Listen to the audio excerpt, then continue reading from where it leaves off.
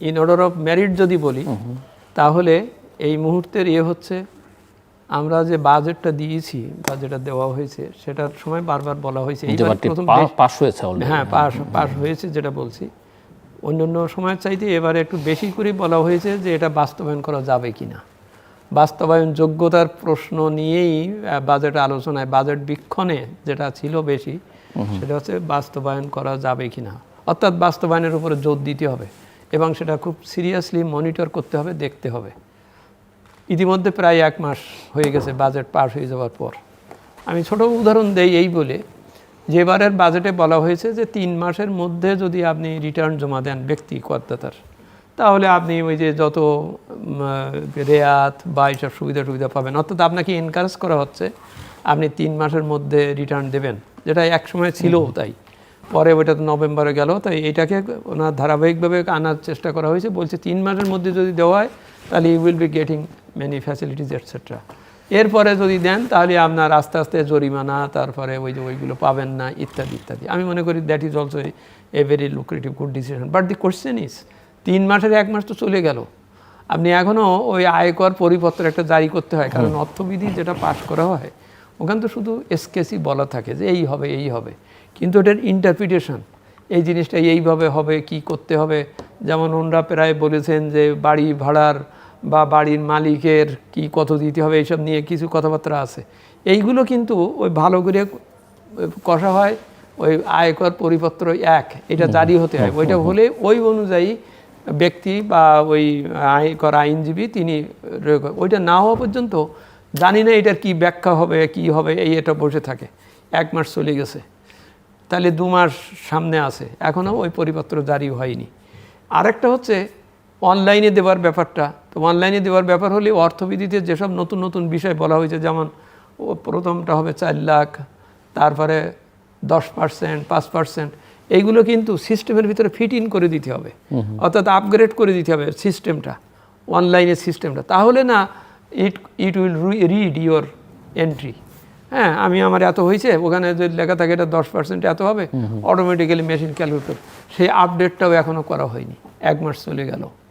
আমি এটাই বলতে চাচ্ছি বারবার যে বাস্তবায়নকে যদি আপনি অর্থবহ করতে চান, কারণ আমাদের এবারের বাজেটের সবচেয়ে বড় চ্যালেঞ্জ, বড় প্রশ্ন বলা হয়েছে যে রেভিনিউ বাজেটটা বেশি, এটা করতেই হয়েছে যেহেতু আমি ব্যয়ের বাজেট বেশি করেছি।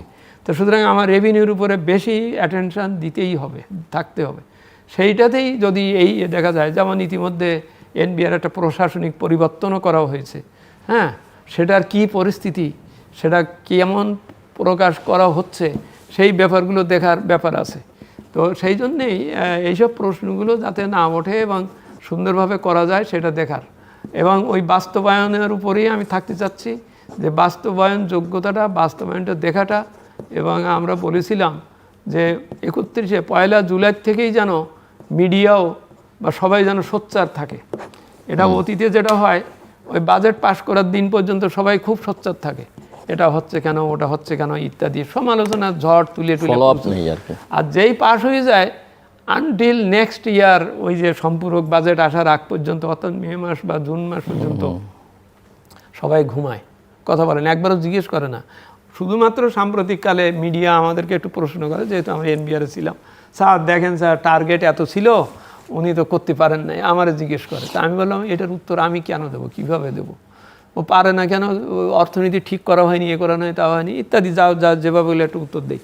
এই ছাড়া কেউ কিন্তু জিজ্ঞেস করে না।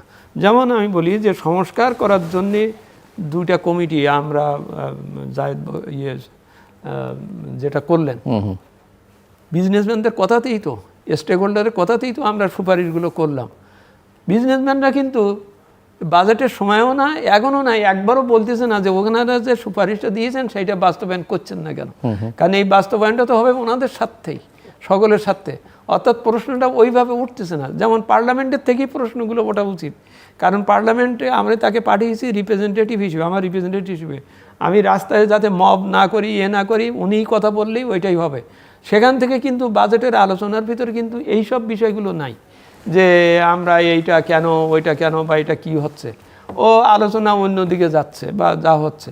আমি মনে করি বাস্তবায়নটা দেখতে গেলে পয়েন্টে পয়েন্টে, খাত ভিত্তিক প্রত্যেকেই যাতে একটা জবাবদিহিমূলক কাজ করে সেইটার দিকে দেখার এবং সেইটার নমুনাটা ঠিক করতে হবে। এটা যেমন মাননীয় প্রধানমন্ত্রী একনেক মিটিংয়ে বলেছেন যে এই যে প্রকল্প বানাতে যে এই যে প্রকল্প করতে যে দীর্ঘসূত্রিত হয় এটা কমাতে হবে, এর জন্য খরচ বাড়ে। তো এরকম ধরনের পয়েন্ট বাই পয়েন্টে ধরতে হবে, বলতে হবে। না বললে কিন্তু এটা থামবে না বা ইয়ে হবে না। যেখান থেকে যে আয় আসার কথা সেই আয় যদি না আসে, যেমন আপনি শেষে যেটা বললেন ব্যাংক খাত ঠিক করতে হবে, এ করতে হবে, এগুলো কেন? কারণ ব্যাংক ঠিক না হলে, অর্থনীতি ঠিক না হলে রেভিনিউ হবে না। আর ওখানে স্বচ্ছতা না থাকলে আর একটা দিয়ে আরেকজনকে ধরাও যাবে না।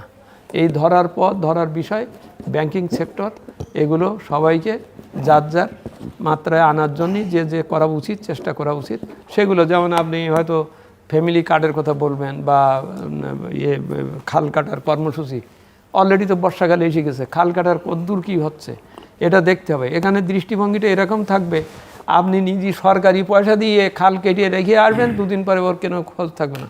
এটাকে পার্টিসিপেটরি করতে হবে। ওই খাল কাটার ফলে যে জমি হবে, যে পানি হবে, সেটার সুফল যারা ভোগ করবে ওই পাড়ের লোকেদের, তাদের এইটার সাথে ইন্টিগ্রিটি করতে হবে। করলে হবে কি, ও তখন খেয়াল রাখবে যে আমার এই নদী যেটা কাটলাম এটা যে আবার ডুবে যাচ্ছে কেন, সে খেয়াল রাখবে। এইভাবে পার্টিসিপেটরি করতে হবে, অন্তর্ভুক্তিমূলক আমরা যেটা বলি। যে কোনো পদক্ষেপেই আপনি নেবেন অন্তর্ভুক্তিমূলক করতে হবে। কাউকে আপনি পিছনে ফেলে রেখে এসডিজি যেমন আপনি ইয়ে করতে পারবেন না সেরকম। আর এর সাথে সবশেষে এইটুকুই বলি, আমরা 3 বছরের সময় হয়তো পেয়ে যাব বা যাচ্ছি, এলএসসি গ্রাজুয়েশনের সেই 3 বছরেরও 1 মাস কিন্তু চলে গেল, যাচ্ছে। অর্থাৎ আমার ওই 3 বছর টার্গেটকে সামনে রাখতে হবে। আমি বীজগণিত বেশি পড়বো না পাটিগণিত বেশি পড়বো, বা আমি কি করব, সে আমার ভঙ্গুর অর্থনীতিকে ঠিক করতে হবে। এটা হচ্ছে বড় সত্য, ভঙ্গুর অর্থনীতি ঠিক করা। আমি সেইটার কী করছি, আমার ম্যান পাওয়ারের রেশনালাইজেশন কী করতেছি, তো সেই সবগুলোর কাজের কিছু লক্ষণ কিন্তু দেখা দিতে হবে।